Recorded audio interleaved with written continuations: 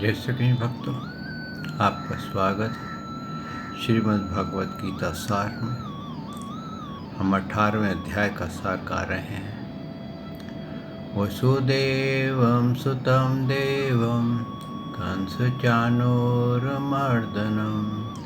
देवकी परमानंदं श्रीकृष्ण वंदे जगद्गुरु। श्री कृष्ण शरणं गोपाल शरणं, श्री कृष्ण शरणं गोपाल शरणं। मेरे बांके बिहारी नंदलाल शरणं, मेरे बांके बिहारी नंदलाल शरणं। श्री कृष्ण शरणं गोपाल शरणं, श्री कृष्ण शरणं गोपाल शरणं।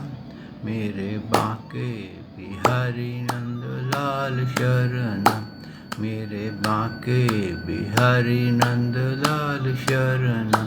श्री कृष्ण शरणं गोपाल शरणं, श्री कृष्ण शरणं गोपाल शरणं। मेरे बांके बिहारी नंदलाल शरणं, मेरे बांके बिहारी नंदलाल शरणं। श्री कृष्ण शरणं गोपाल शरणं, श्री कृष्ण शरणं गोपाल शरणं। मेरे बांके बिहारी नंदलाल शरणं, मेरे बांके बिहारी नंदलाल शरणं। बोल भगवान श्री कृष्ण की जय, श्री नंद के लाला की जय, श्री देवकी नंदन श्री कृष्ण की जय, श्री द्वारकाधीश भगवान श्री कृष्ण की जय। बोल देवादिदेव पूर्ण ब्रह्म भगवान श्री कृष्ण की सदा ही जय। जय श्री कृष्ण भक्तों, आपका स्वागत है इस श्रीमद् भागवत गीता सार में। भक्तों, हमने श्रवण किया कि भगवान ने ये चीज़ का डिक्लेयर किया है कि कोई भी मानव अगर कोई कहता है कि मैं बिना कर्म रहता हूँ और मेरे अंदर किसी प्रकार की इच्छा नहीं उत्पन्न होती है, तो वो सही नहीं होगा। तो भगवान ने कहा है कि कोई भी मनुष्य बिना कर्म किए हुए नहीं रह सकता। मन वाणी शरीर से हर पल, हर क्षण, हर घड़ी आपका कर्म होता है। आप विचार करते हैं मन में, कई बार आप अच्छे पॉजिटिव विचार करते हैं, कई बार आप नेगेटिव विचार करते हैं। जब आप पॉजिटिव विचार करते हैं तो आप सोचिए कि आपके कर्म प्लस कर रहे हैं, लेकिन जब आप नेगेटिव कर रहे हैं, किसी को बुरा सोच रहे हैं किसी के बारे में, या कुछ त्रुटियां निकाल रहे हैं, तो आप नेगेटिव कर रहे हैं। और वाणी से दिन में कितना ही शांत व्यक्ति क्यों ना हो, कहीं ना कहीं वो अवश्य भूल कर ही देता है। कुछ ना कुछ उसके मुख से कुछ न कुछ शब्द ऐसा आ जाता है कभी कभी कि वो कर्म हो जाता है। और शरीर से भी यही होता है कि हमारे से कोई ना कोई इंद्री, कोई ना कोई कर्म अवश्य करा लेती है। तो हम हर हाल में बिना कर्म किए नहीं रहते हैं। और ये कर्म जो होता है ना भक्तों, ये 5 ज्ञान इंद्रियों के कारण होता है।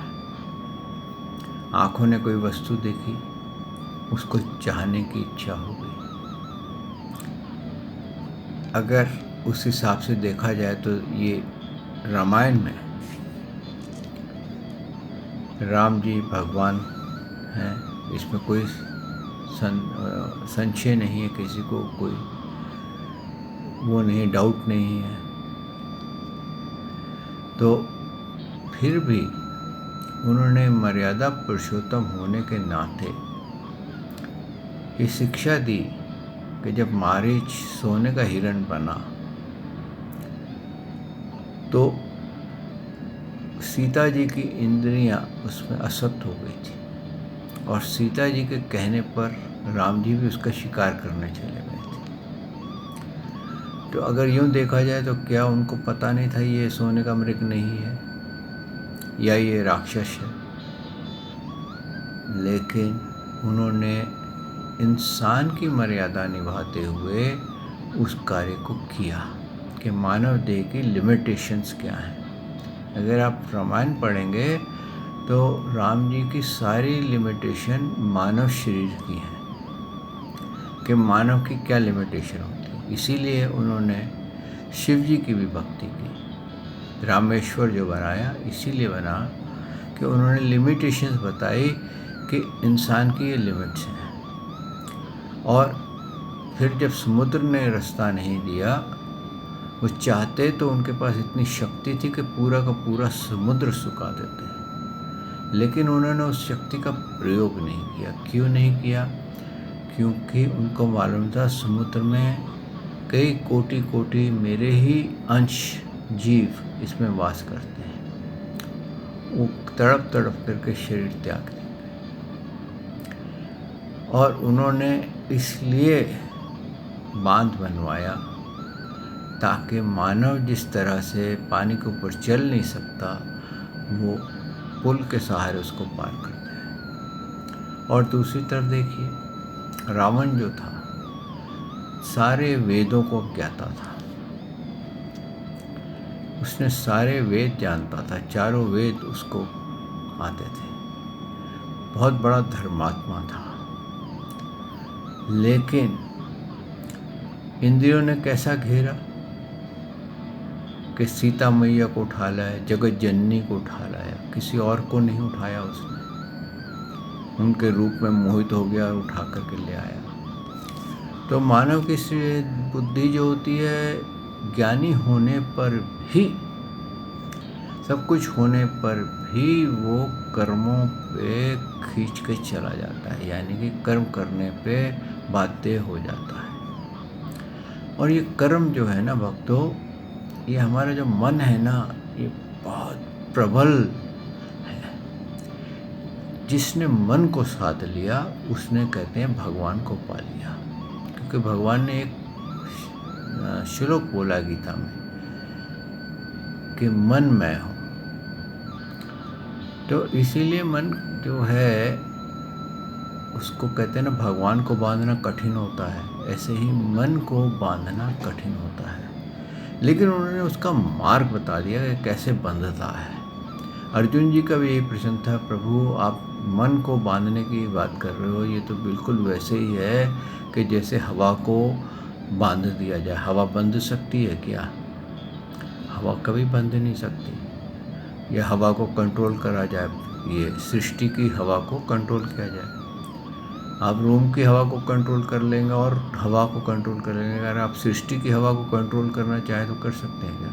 तो मन हमारा सृष्टि की तरह है, वो सृष्टि की रचना करता है, वो अकेला ही सारी रचना करता है। अब आप उसको इस सोचेंगे कि ये कैसे पॉसिबल है। जब आप सोते हैं,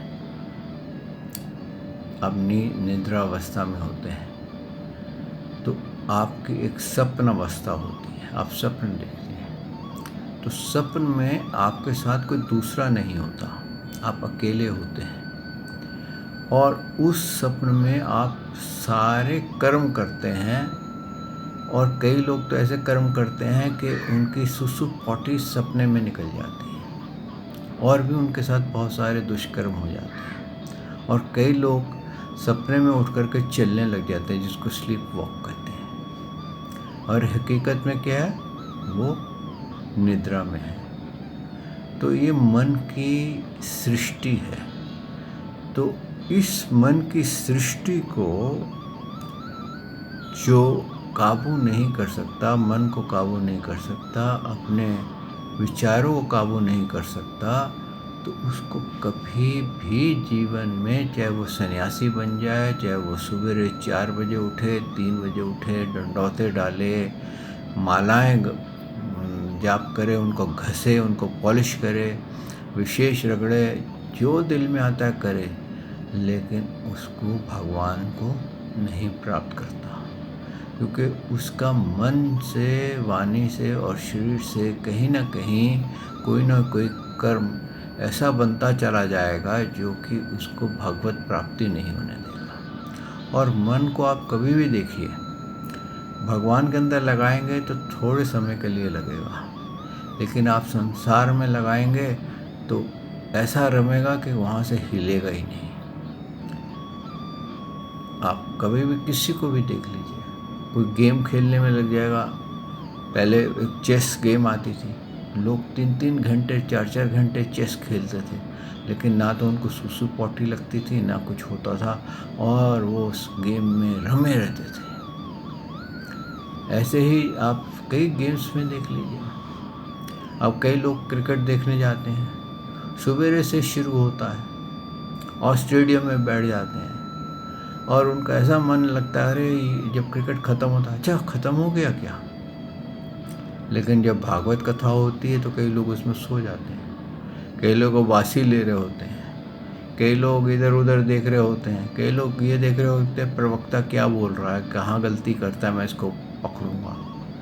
लेकिन कोई भी उस बहती गंगा में से ना तो स्नान करता है और ना ही उसमें से कुछ अमृत पाने की कोशिश करता है। कोई विरला ही होता है कि जब ज्ञान चल रहा हो उस समय उसमें से कुछ ले जाए।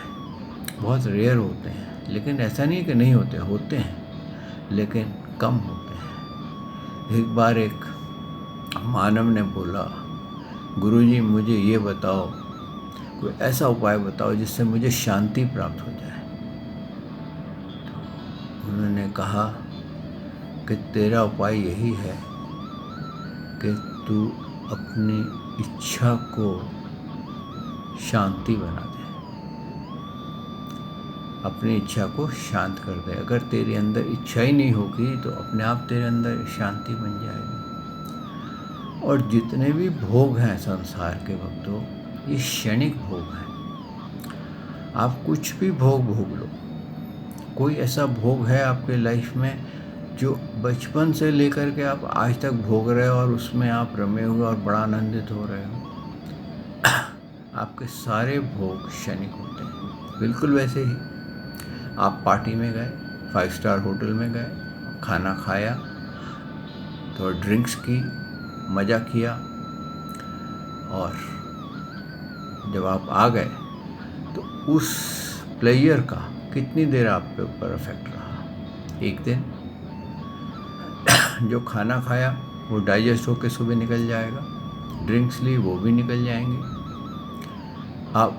आपकी मेमोरी में वो स्वीट अच्छी मेमोरी है, तो आपके अंदर वो थोड़ी याददाश्त बनी रहेगी, यार बड़ा मज़ा आया, बड़ा मज़ा आया। लेकिन वो फिर आपको खींचेगी कि चलो दोबारा चले। तो आपने देखा आपको प्लेयर ज़्यादा देर नहीं आया, लेकिन जो भगवत प्राप्ति के लिए शांत हो जाते हैं, सन्यासी, रियल सन्यासी बन जाते हैं, वो आप देखिए कि कई कई महीने एक ही आसन में बैठे रहते हैं।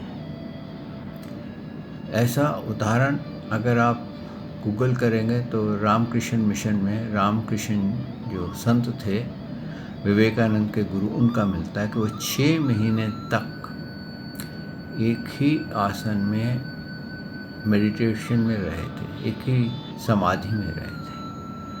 और ऐसा कई आपको अगर अननोन जो पर्सनैलिटीज़ हैं उसमें आपको बहुत सारे ऐसे उदाहरण मिल जाएंगे।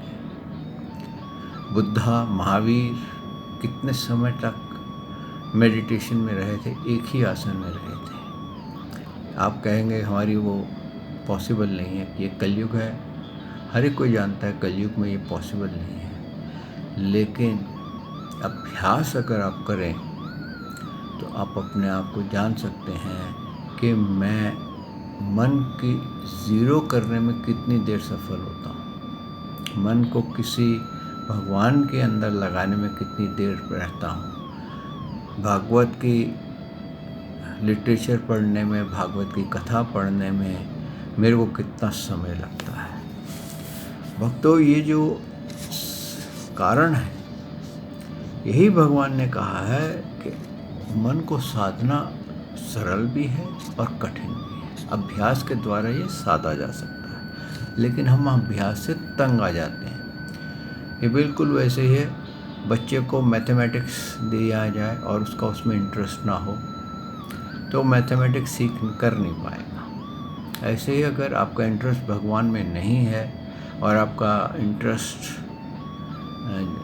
भोगों में है, यानी कि अभी आपको और इच्छा है कि मैं जीवन मृत्यु में और चलूं और योनियां भोगूं, तो आपका इंटरेस्ट इसमें नहीं आएगा। ना ही आप उस चौखट पे पहुंचेंगे जो मोक्ष की चौखट है, और ना ही आपका इंटरेस्ट उस तरफ बनेगा। आप विषयों में ही घूमते रहेंगे। यही भगवान ने क्लियर किया है कि इतना होने पर भी जो मनुष्य अशुद्ध बुद्धि, यानी कि जिसकी बुद्धि अशुद्ध है, जो भगवान के विपरीत चलता है, वो होने के कारण उसे विषयों में यानी कर्मों में होने में केवल शुद्ध स्वरूप आत्मा को कर्ता समझता है। वह मलिन बुद्धि वाला अज्ञानी यथार्थ नहीं समझता। अब ये जो कर्म करता है वो कहता है मेरी आत्मा मुझसे कराती है, भगवान मुझसे कराते हैं। हम कई बार बोलते हैं ना, जो भगवान की इच्छा होगी वो हम करेंगे। भगवान हमसे, यकीन मानिए भक्तों, कुछ नहीं कराते। उन्होंने आपको इंडिपेंडेंस दिया है, लिंग देह के साथ, मन, वाणी, शरीर, इंद्रियों के साथ आपको इंडिपेंडेंट बनाया है। आपके अंदर ही इच्छा उत्पन्न होती है कि मैं ऐसा करूं या मैं ऐसा नहीं करूं। भगवान आपको ना तो इच्छा उत्पन्न करते हैं, ना कर्म करवाते हैं, और ना ही आपको कर्म ना करने के लिए कहते हैं। हम कर्म भी खुद करते हैं। हम योनियों में क्यों गिरे हैं? हम अपनी इच्छा से गिरे हैं।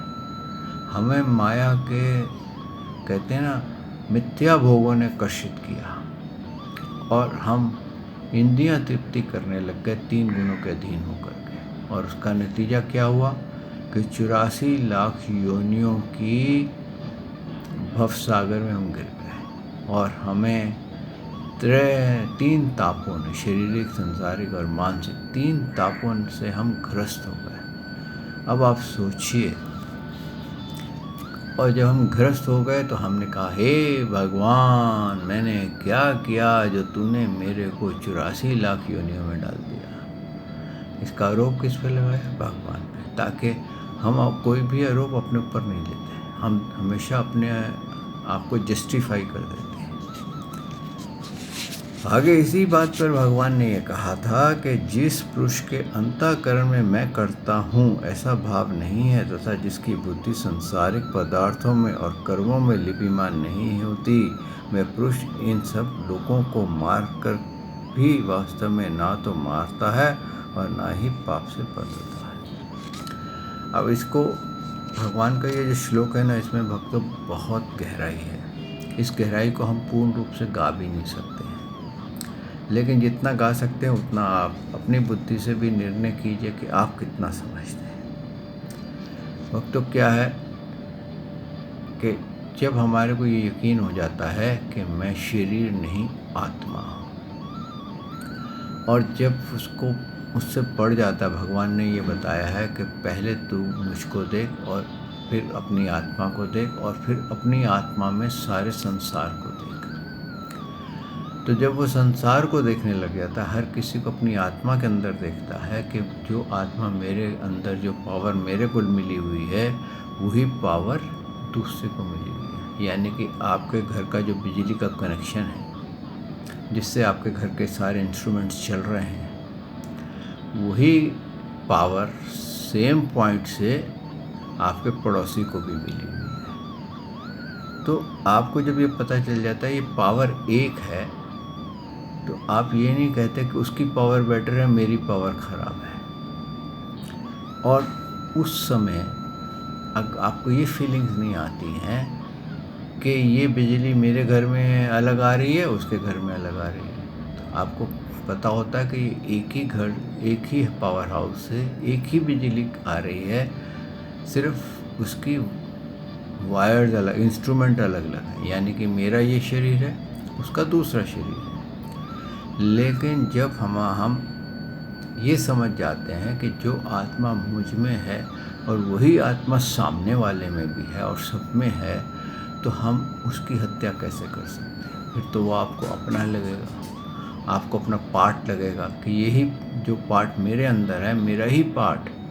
यानी कि आपके घर से ही वो कनेक्शन दूसरे घर में जा रहा है, जहाँ से आपको कनेक्शन आ रहा है वहीं से दूसरी जगह जा रहा है। तो वही अगर कनेक्शन वहाँ जा रहा है तो आपको अपनापन लगेगा कि ये मेरा ही पार्ट है, तो मैं अपने पार्ट को कहाँ से मारूंगा? उस स्थिति में जब आपको ये अभिमान ख़त्म हो जाएगा कि मैं कुछ करता हूँ, कर्ता भाव का ख़त्म हो जाएगा, और अगर आपसे कोई हत्या हो भी जाएगी, यानी कि आप थोड़े हायर स्टेटस में पहुंच जाएंगे, तो उसमें हत्या का दोष आपको नहीं लगेगा, क्योंकि आपने उस हत्या करने के लिए इच्छा ही नहीं की थी। आपके अंदर कोई कर्म करने की इच्छा ही नहीं थी। वो कर्म हुआ, संयोग बना, पारब्ध बना, आप उसमें से एक पात्र बने और वो कर्म हो गया। और जब ऐसा कर्म हो गया तो इस कर्म का कोई फल नहीं होता। ये बिल्कुल वैसे ही है, अग्नि जो है वो सब कुछ जलाती है। अगर उस कोई जिंदा लोग भी जल जाते हैं उसमें, जब अग्नि भड़कती है तो अग्नि को कोई दोष नहीं लगता, क्योंकि वो स्पेसिफिक उसको मारने के लिए नहीं गई थी, वो तो वैसे वो उसके चपेट में आ गया। तो इसी प्रकार आप देखिए, रेलगाड़ी के नीचे कोई आ जाता है तो रेलगाड़ी का जो ड्राइवर होता है उसको दोष नहीं लगता है। क्यों? कि रेलगाड़ी अपने हिसाब से चल रही है, लेकिन अगर उसके नीचे कोई अपने आप को फंस जाता है और वो मर जाता है तो वो उसका कर्म होता है। भक्तों, आगे भगवान ने जो कहा है वो ये कहा है, ज्ञानम ज्ञेयम परिज्ञाता त्रिविद्या कर्म चोदना कारणम कर्म कर्ता इति त्रिविद्या कर्म संग्रह। ज्ञाता, ज्ञान और ज्ञेय, ये तीन प्रकार की कर्म प्रेरणाएं हैं, और कर्ता, कारण तथा क्रिया, ये तीन प्रकार के कर्म के संग्रह है। अब देखिए ज्ञाता क्या है। ज्ञाता जो है, इंद्रियों ने देखा, मन ने उसको पकड़ा, और ज्ञान किसके थ्रू हमें पता मिला? इंद्रियों के थ्रू। और ज्ञेय कौन है?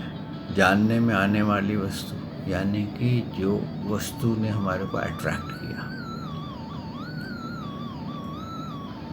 तो ये तीन प्रकार के हमारे को कर्म जो है हमारे को प्रेरणा करते हैं कर्म करने के लिए। हम क्या करते हैं कि किसी वस्तु को देखते हैं, जैसे कि एक मानव था, मतलब एक लड़का था, कॉलेज जाता था, रोज़ जाता था, बस स्टॉप पे एक लड़की को देखता था, वहाँ लड़की भी आती थी, और उसके मन में इच्छा, उसके मन ने उसको अट्रैक्ट किया और बोला कि इसके साथ संबंध बनाओ। बुद्धि ने मना किया, लेकिन नहीं माना, क्योंकि मन विचलित होने लगा। हार करके उसने उसके साथ बातचीत शुरू कर दी, दोनों मिलने जुलने लग गए, शादी हो गई। और उसके बाद क्या हुआ? बच्चे हो गए, और शादी और बच्चे तो कहते हैं लॉटरी है, कब किसको क्या मिले। बाद में इतना झगड़ा हुआ, आपस में डाइवोर्स हो गया।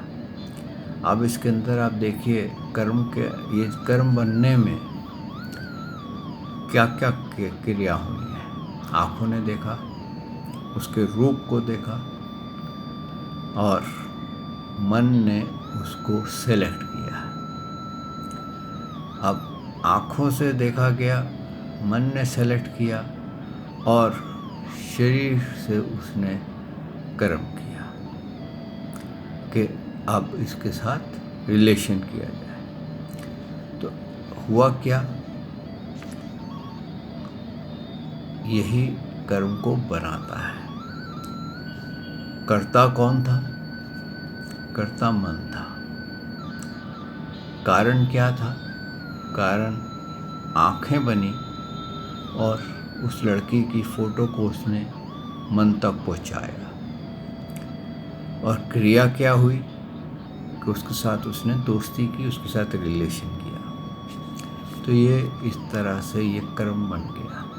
तो यही भक्तों हमारा जो मन है ये हमारे को कर्म करने में प्रेरित करता है, क्योंकि ये ज्ञान इंद्रियां जो हैं, आपको देखना, सुनना, सूंघना, स्पर्श करना, रस लेना, इसमें कहीं ना कहीं ये अटकता है।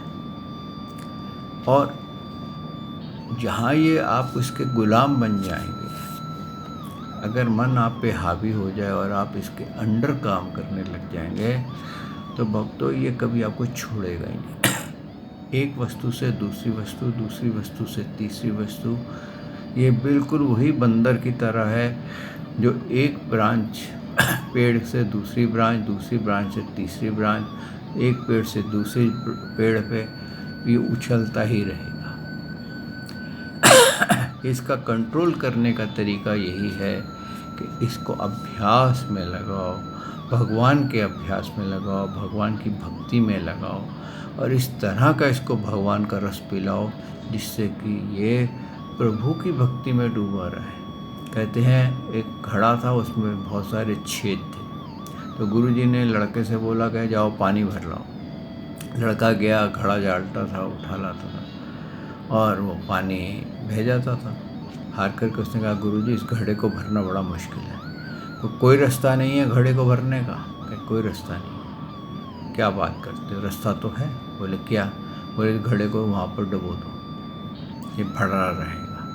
तो ऐसे ही भक्तों, जब हम भगवान की भक्ति में अपने आप को डुबो देते हैं तो मन के अंदर विकार खत्म हो जाते हैं। फिर हमारे को भक्ति, ज्ञान, वैराग्य हमारे अंदर प्रविष्ट कर जाते हैं। प्रभु की स्मृति मिलने लग जाती है, प्रभु का चिंतन मिलने लग जाता है, और उस तरह से भक्तों हमारा मोक्ष का द्वार जो कि मानव देह के लिए है वो खुलने लग जाता है। क्यों?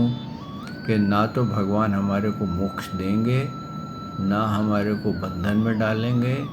ये मोक्ष भी हम ही प्राप्त करेंगे, हम ही अपने बंधन खोलेंगे, हम ही 84 लाख योनियों से मुक्त होंगे।